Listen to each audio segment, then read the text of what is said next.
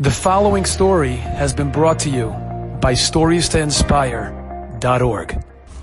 Somebody told me an unbelievable story with the Lubavitcher Rebbe.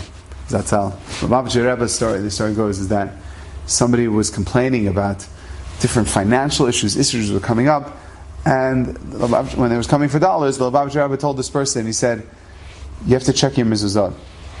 Now, he was a little surprised because the mezuzot that he bought were from a very well-known sofer in Bnei Brak, of all places, and he was known to be a Yareh Shemayim, somebody that people trusted. Okay, fine. The Lubavitcher Rebbe tells me I have to check, I'll check. He brought it to a sofer, not the one who we bought it from, a different one. Checked it, he says, beautiful kitab. I don't know, I don't see anything wrong. So he went back again, the next Sunday. Admor says, you didn't check your mezuzot. I looked at him, he says, you didn't check your mezuzot, check them. He says, excuse me, Father Rabbi, but I did. Yeah. He said, the sofer said it's good. Check him again. It goes to a third sofer. Check. Beautiful. They check it with a computer. Nothing. They don't detect anything. He comes back a third week. Admor gets very upset at him. The Lubavitcher gets upset at him and says, I told you, why are you playing games?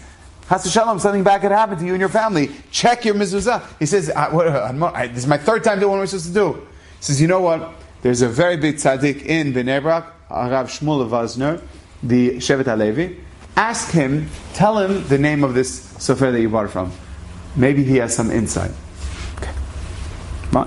He goes to Rav Shmuel Vazner and he tells him that. Rav Shmuel Vazner says, what? Him? This sofer? He's the Yareh Shema. You know what?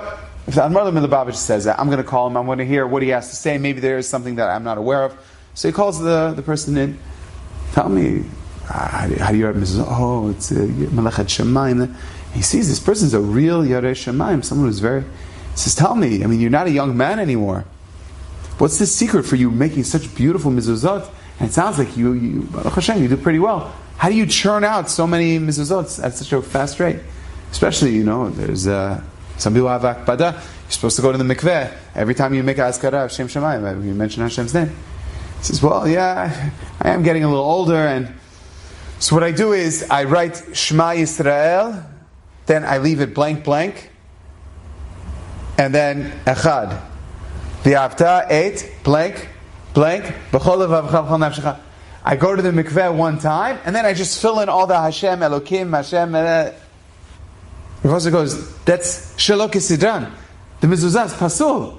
You have to write it, Shema Yisrael, Hashem Elokeinu, Hashem Echad. You have to write it like that. Like, why are you switching it? How can you switch that?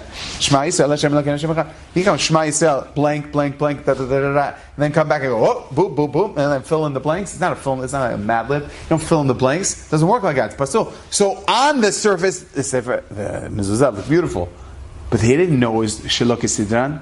They changed mezuzah, person's mazal flipped right around.